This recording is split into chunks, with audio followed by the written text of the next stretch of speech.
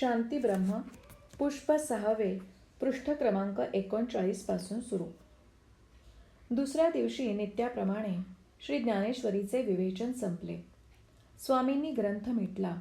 ते म्हणाले, काल मनबुद्धीचे एकत्रीकरण कसे होते याचा प्रत्यक्ष अनुभव आला ना.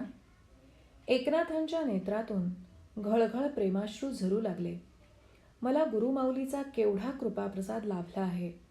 संत कबीरदास म्हणतात, गुरुकृपेमुळे देवदर्शन घडतं, म्हणून मी आधी गुरुवंदनाच करणार. मी संत कबीरदासांचाच मार्ग अनुसरणार. आधी वंदन गुरुमाऊलीला, मग दत्तात्रेयांना. स्वामी पुढे म्हणत होते, एक्या, दुसऱ्याने भरवलेले जेवण्यात आणि स्वहस्ते जेवण्यात समाधानाच्या दृष्टीने महद अंतर असते, होय ना. शांतपणे आणि स्निग्ध नजरेने गुरुमाऊलीकडे पाहत एकनाथ बसला होता. स्वामी म्हणाले, तुझ्या मनात येईल तेव्हा देवदर्शन हवे असेल तर तुला तुझी समाधी साधना वाढवायला हवी. धी म्हणजे बुद्धी, ती बराच काळ समतोल राहणं म्हणजे समाधी. यासाठी तुला योगधारणेचा अभ्यास आणि नित्य सवय आवश्यक आहे. एकनाथाने होकारार्थी मान हलवली. स्वामी म्हणाले, त्यासाठी तू लोकांत सोडून एकांत स्वीकारायला हवास. मी हे एकांत स्थळ हेरून ठेवले आहे. तिथे तू जा आणि शिकवल्याप्रमाणे साधनेस प्रारंभ कर. ही तपस साधना समज.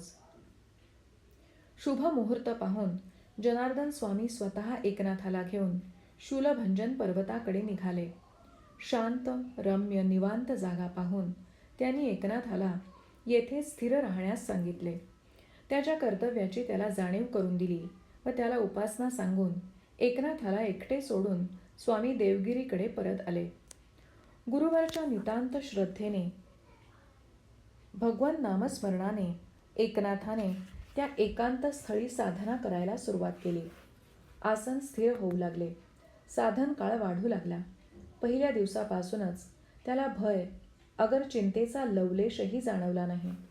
एकांतस्थळी राहू लागल्यापासून कळत नकळत एकनाथाची दृष्टी विशाल होऊ लागली.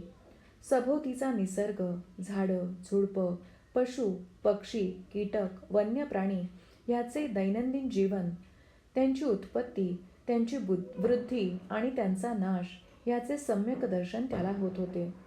जीवो जीवस्य जीवनम या सूत्राचे प्रत्यक्ष निरीक्षण घडत होते आणि त्याचे मन थक्क होत होते.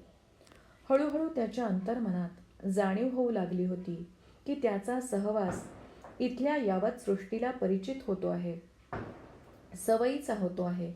इथले प्रत्येक झाड, झुडूप, इथे वावरणारे लहान मोठे पशुपक्षी जणू त्याच्या आगमनाची आतुरतेने वाट पाहत आहेत.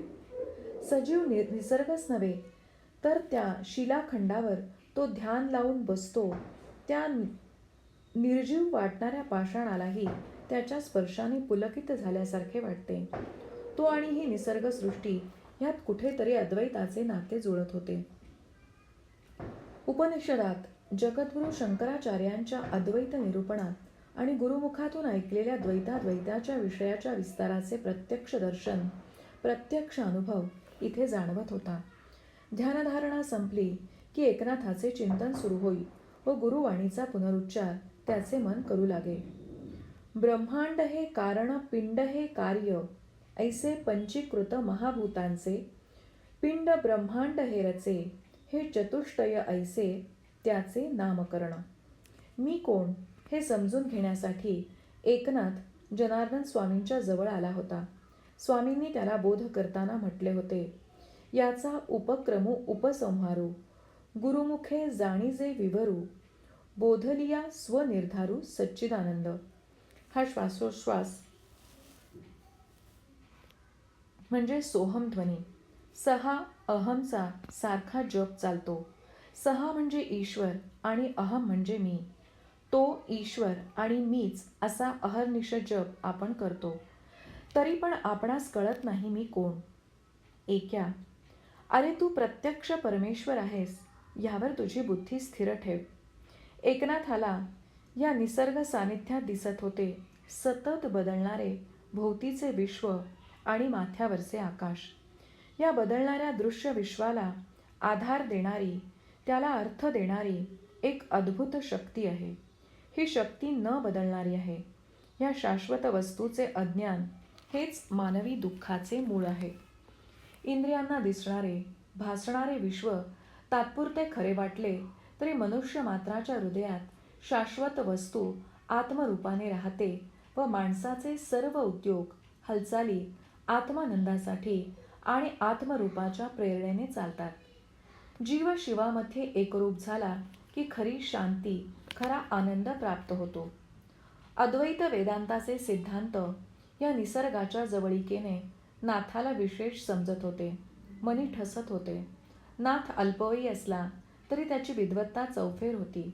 त्याच्या ठिकाणी विशाल प्रतिभा होती आणि हे सारे आत्मसात करण्याचे विशेष बुद्धी सामर्थ्य तर होतेच, पण सहसा दुर्मिळ असणारे सौजन्य त्याच्या रोमारोमात भिनले होते.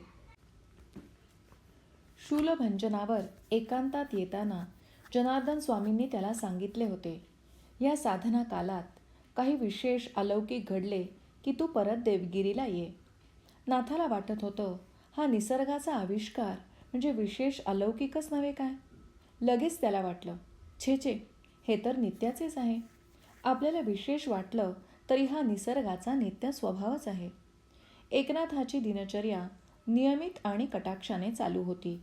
पहाटे उठून मुखमार्जन व स्नान आटोपून तो ध्यानाला बसे. थोड्याच वेळात त्याची दृष्टी अंतर्मुख होई. भगवंताच्या व सद्गुरूंच्या अनुसंधानात तो समाधी स्थितीत राहायचा. हळूहळू ही समाधी अवस्था दीर्घावत होती. देहावरची आसक्ती सुटून ती आत्मरूप होत होती. आता त्याच्या अंगी पूर्ण वैराग्य संचार करू लागले होते. दुपारपर्यंत ही योगसाधना आटोपल्यावर सायंकाळी जी काही त्या रानात उपलब्ध फळे असतील ती खाऊन तो उदरभरण करी. उपवास आणि साधना या दोन्हीचा मेळ छान जमला होता. एक दिवस एक गुराखी आपली गुरं चारायला त्या बाजूला आला. इतक्या शांत आणि निवांत स्थळी एक तेजस्वी पुरुष डोळे मिटून बसलेला पाहून त्याला आश्चर्य वाटले. गुराख्याने निरखून जवळ येऊन पाहिलं तर पूर्ण पुरुष वाटणारा माणूस तसा नुकतीच मिसरूड फुटू लागलेला लहान युवकच होता.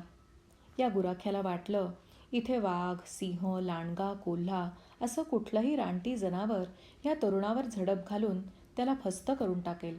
हा असा एकटा बसला कसा? त्याला भ्या नाही वाटलं का? तो गुराखी वत्सल भावनेने दुपारभर तिथे घोटाळत राहिला. समाधी स्थिती उतरल्यावर एकनाथाने डोळे उघडले. समोर एक माणूस आणि गायी, शेळ्या, मेंढ्या पाहून त्याला आश्चर्य वाटले. न माणसाळलेल्या या भागात हा कोण आला बरं? मुलाने डोळे उघडलेले पाहून गुराखी जवळ आले. हातातली काठी जमिनीवर टेकून तो काठीच्या आधाराने किंचित कलून उभा राहिला आणि आश्चर्याने म्हणाला, पोरा, अरे इतक्या घनघोर अरण्यात येऊन कुळ्यावानी इथं बसलास कशा पायी? अरे तुला रानटी जनावराचं भ्या नाही वाटत का? एकनाथाच्या मुखावर स्मित हास्य झळकलं. तो गुराखी म्हणाला, असा किती दिस येतोस बाबा? आणि डोळे झाकून काय पांडुरंगाचं नाव घेतोस की काय?